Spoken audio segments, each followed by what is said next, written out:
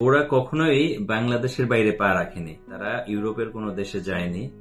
তারা ইউরোপে আমেরিকার সম্পর্কে আসলে তেমন কিছু জানে না।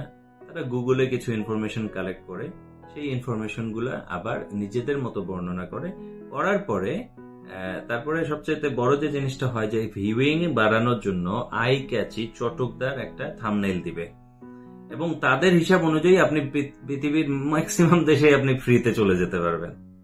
হ্যাঁ, অমুক দেশে ফ্রি ওয়ার্ক পারমিট। আসলে ওয়ার্ক পারমিটটা সবসময় ফ্রি থাকার কথা। এটা মানে আমাদের বাংলাদেশের বা উপমহাদেশের in India, Pakistan, Bangladesh people are very use to paying for the work permit. It's not really you paying for the work permit or visa. The visa is something you cannot buy and sell. Work permit is something you cannot buy and sell. And job is something you cannot charge somebody to find them a job. So if a job comes with the work permit and you are charging for it, you can probably, an agent can charge a service fee for their service. But they cannot say, I'm charging for the recruitment. So recruitment এর জন্য charge করাটা হচ্ছে illegal, ঠিক আছে? আর এই যে ভিসার বেচা কিনা, এটা তো কোনো লিগাল ফর্ম নাই এবং এটা হয়ও না। কোনোদিন টাকা দিয়ে কেউ ভিসা পায় না। অনেকে বলে আমার লোক আছে এমবেসিতে, এটা একটা ফানি ব্যাপার। এটা রিয়েলি ফানি যে আমার এমবেসিতে লোক আছে, আমি ভিসা করাই দিব। আমাদের এখানে ইংল্যান্ডে থাকি আমি, আমার পরিচিত পাঁচজন বাংলাদেশি কাজ করে হোম অফিসে। তার মধ্যে আমার খুব ক্লোজ একটা ফ্রেন্ড আছে যিনি অ্যাসাইলাম ডিপার্টমেন্টে কাজ করে এবং অ্যাসাইলামের ফান্ডিং গুলাকে অ্যাপ্রুভ করে।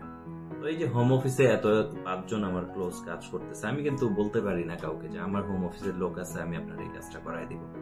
কিন্তু মার্কেটে অনেক ফ্রড আছে যারা এসে বলবে যে তোমার কেসটা আমার লোক আছে, আমি কেসটা করাই দিব।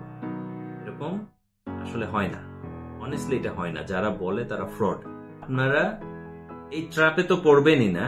যারা বলে যে আমার লোক দিয়ে আমি ভিসা করাই দিব, আমার লোক দিয়ে আমি আপনার কেসটাকে জিতাই দিব। আর আরো অনেক রকমের স্ক্যাম হয়, যেমন ডিভিএল থেকে ড্রাইভিং লাইসেন্স বের করে দিবে টাকার বিনিময়ে।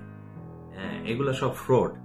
তো এই ফ্রডের মধ্যে কখনো পড়বেন না, নাম্বার 1। নাম্বার 2, ইউটিউবের কথা শুনে কখনো কেউ পাগল হবেন না। আমার মূল মেসেজটা হচ্ছে ইউটিউবার যারা চটকদার থাম্বনেইল দিয়ে তাদের বিজ্ঞাপনই বলা যায়, তাদের ভিউইং বাড়ানোর জন্য, দর্শক আকৃষ্ট করার জন্য তারা এই কাজগুলো করে থাকে। They just trying to gain more watch time from you. So they talk a lot of things, they talk a lot of information that is probably not relevant, okay? Or even if it's relevant, it's not true. So what can you do? If you listen something on YouTube or Facebook, always check the fact from the authentic source. You can check the fact with me, him or somebody, but no, that's not how you check the fact. Yes, you check with the fact with somebody who you trust. But what I'm saying, you cannot trust everybody. Not everybody are there to give you the right information. So what you have to do, you have to be very, very careful to find out the correct information. সঠিক তথ্যটা আপনার বের করতে হবে। তো সঠিক তথ্যটা বের করার আমার যে পলিসি, সেটা হচ্ছে যে টপিক নিয়ে আমরা বের করতে চাচ্ছি ইনফরমেশন, সেই টপিকের অথেন্টিক সোর্সে আমি ওটা খোঁজ করব। যেমন ইউকের ভিসা এন্ড ইমিগ্রেশন রিলেটেড কোনো তথ্য যদি আমি বাইর করতে চাই, আমি গভের ওয়েবসাইট আছে, আমি সেখান থেকে এটা চেক করে নিব এবং তাদের ওয়েবসাইটে প্রত্যেকটা টপিকের উপরে গাইডলাইন আছে। সেরকম ইউএসএ বলেন, কানাডা বলেন, ইউরোপের যে কোনো দেশ বলেন, ওইখানে সব জায়গায় ওয়েবসাইটে পরিপূর্ণ তথ্য দেয়া আছে। তো নিজের একটু কষ্ট করে ঘাটাঘাটি করতে হবে, এটাকে বলে ডিউ ডিলিজেন্স। এই কষ্টটুকু যদি আপনি না করেন তাহলে আপনি তো প্রতারিত হবেনই।